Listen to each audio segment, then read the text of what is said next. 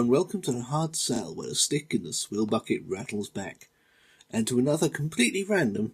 Have a break. You know, there was a time when a 1-hour programme could have one commercial break. So it was with Equinox, Zen and the Art of TV Manufacture in 1988.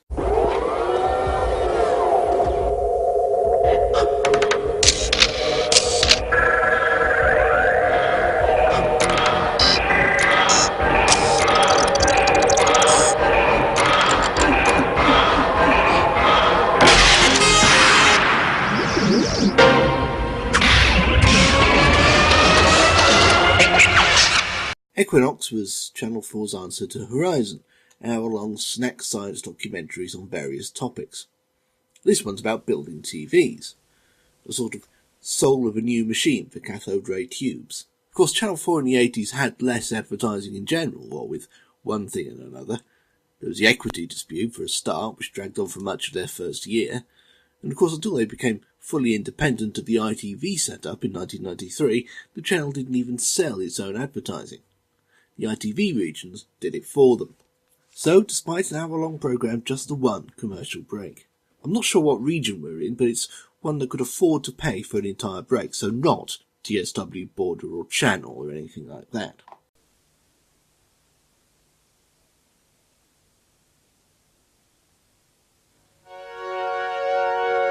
We start with an advert for Esso Superlube. Stop sniggering. It's engine oil, although to hear the voiceover speaking could be some kind of divine ambrosia. To flow, wherever metal moves against metal. To clean, lubricate and protect today's petrol, diesel and turbocharged engines. To shine like purest liquid gold in the light of the midsummer sun. To live as engine oil should live.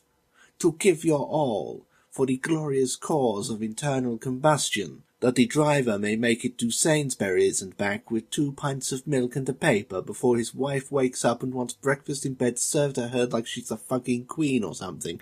Wait, what were we talking about? This being Esso, Panthera tigris is heavily featured, in metaphorical combination with a pinball machine, because those are still popular, right?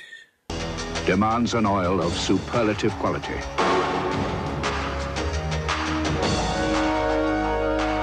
A seemingly arbitrary pairing that never quite works.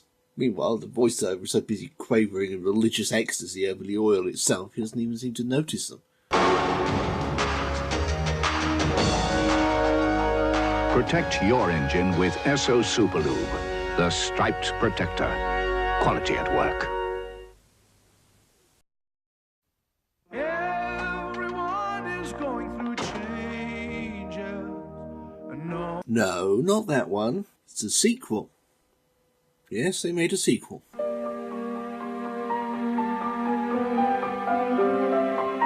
This is the man who secured a brand new car without exhausting his capital. I don't know that they got David Bailey to direct it, but they do have Robin of Kensington. Or running up an overdraft, or acquiring it as part of a job package.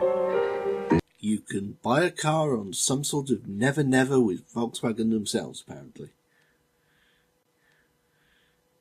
Is it me, or are there a litany of potential drawbacks here that the advert is desperately overlooking? This is the man who secured a brand new car by paying monthly. If you're wondering how it qualifies as a sequel, well... with all his service and maintenance costs met not by him, but by Volkswagen, courtesy of their private contract scheme. Some freedom fighter.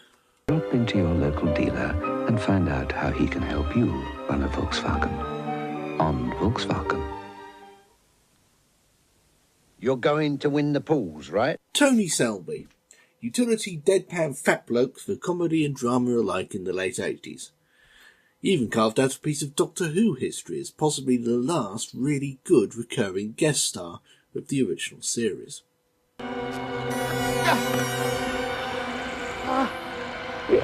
What a way to go. All in all, he wasn't a bad old codger. Honest, of course. Still, nobody's perfect. Anyway, here he is, imparting sound financial advice. which I suppose he also did in Doctor Who, but Sabalon Glitz's usual stance on money was to shoot whoever had it and take it from them, which is not the policy of the Midland Bank, or indeed of HSBC, who took it over a few years later. No. You have a rich uncle I don't know about. No. An oil well in the garden, perhaps? No, Dad, look. So in the absence of these things, you might consider a fallback position? A what? I mean a pension.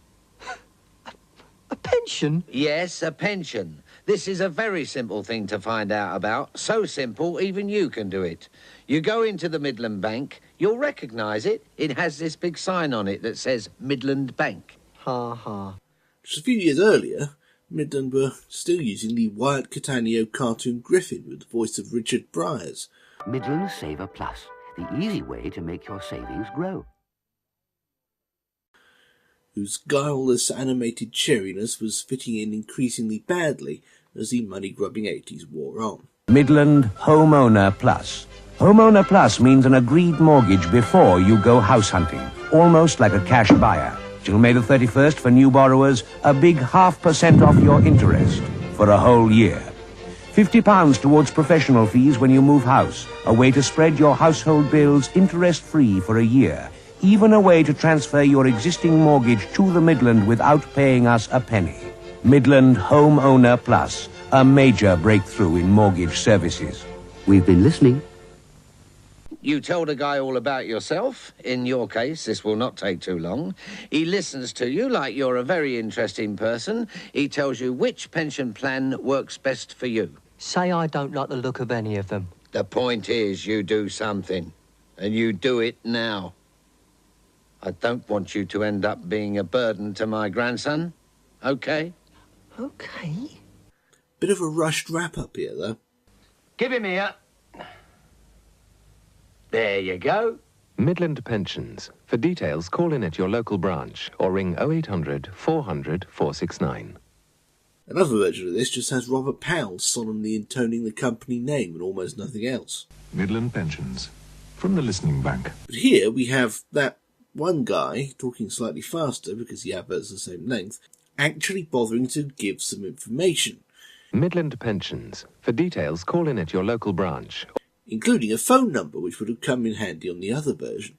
It seems at first to be maddeningly kept off screen, while if you look carefully, you'll see it actually appears in nigh illegibly minuscule lettering in the small print where no one would ever look. Or ring 0800 400 469. Studio line from L'Oreal. Just in case you forgot what year it was, here's an advert for hairspray. Studio line from L'Oreal. Sculpt, hold, control.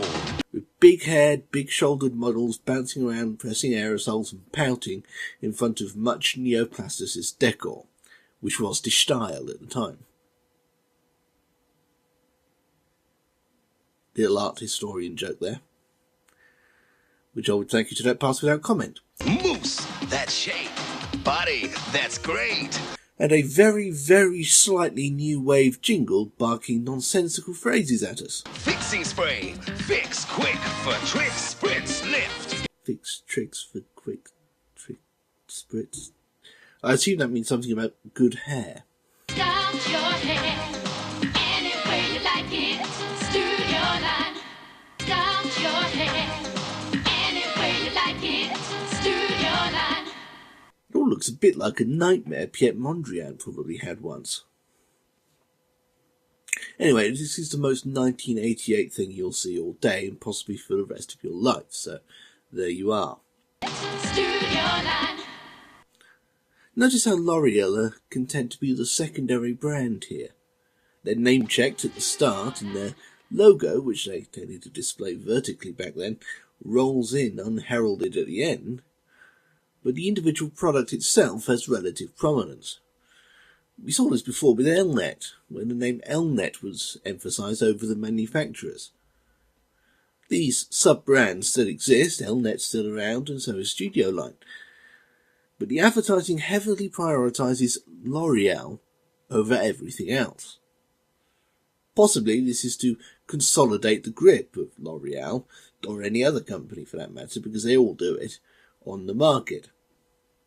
What I mean is, if you don't emphasise the main brands, people could end up getting a mad Frankenstein's mixture of products.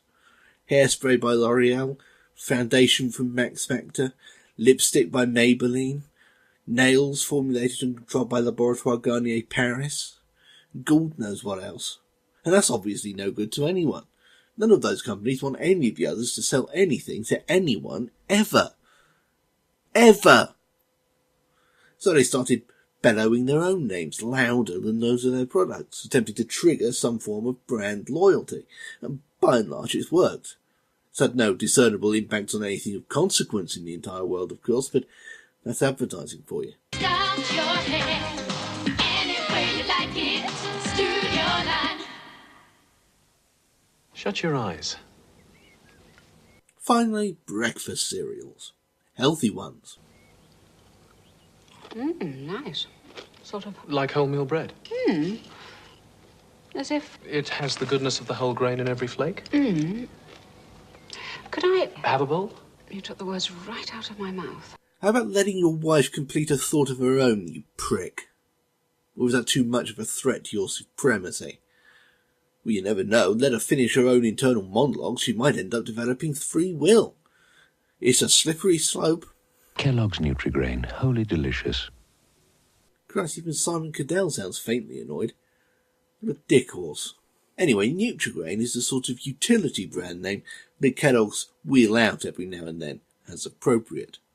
In 1988 it was used in the UK for this sad little wholemeal cornflake type idea, which seems to have come and gone without much impact. 10 years or so later, with the rise of the convenient, i.e. fast, breakfast bar, Kellogg's revived it in the UK and US for their combinations of jam and starch aimed at the lactose intolerant and or impatient. And the name clings on those things to this day.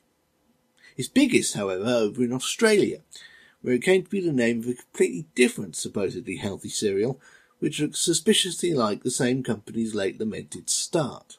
According to the box, it's Iron Man food. So presumably Robert Downey Jr. eats it. It's made of corn, oats and wheat, with the taste and crunch you love. You don't know me. Anyway, that has nothing to do with this stuff, which is bog standard wheaty flakes for gaslighting arseholes. Kellogg's Nutri-Grain, wholly delicious.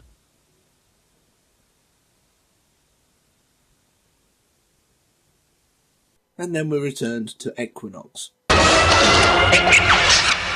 That's what I said. You know how advertisers and companies like to pick particular slots to advertise in so the right people end up seeing the right adverts at the right time for maximum effectiveness?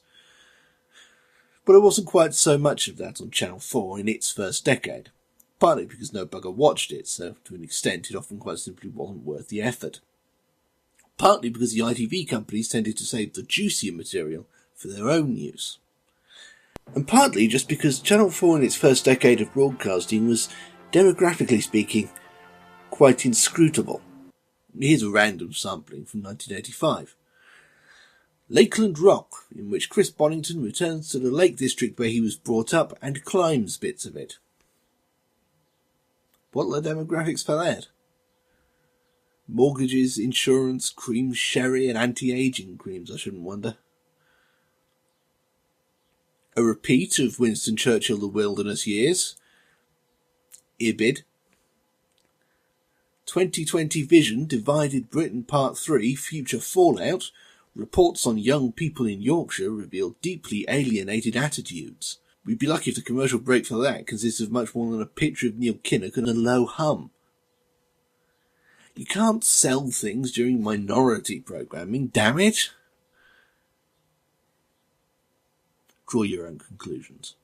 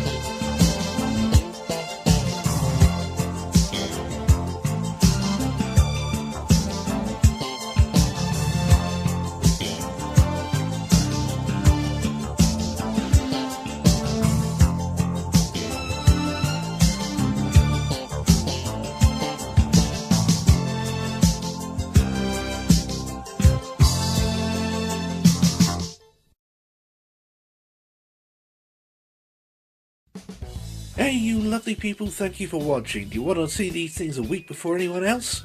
Do you want access to even more video essays, random musings, and absurdist close-down based humour?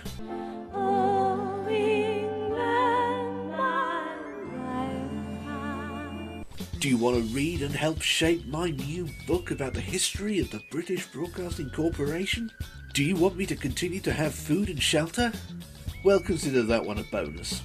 Support me on Patreon now. Only good can come of it. I promise.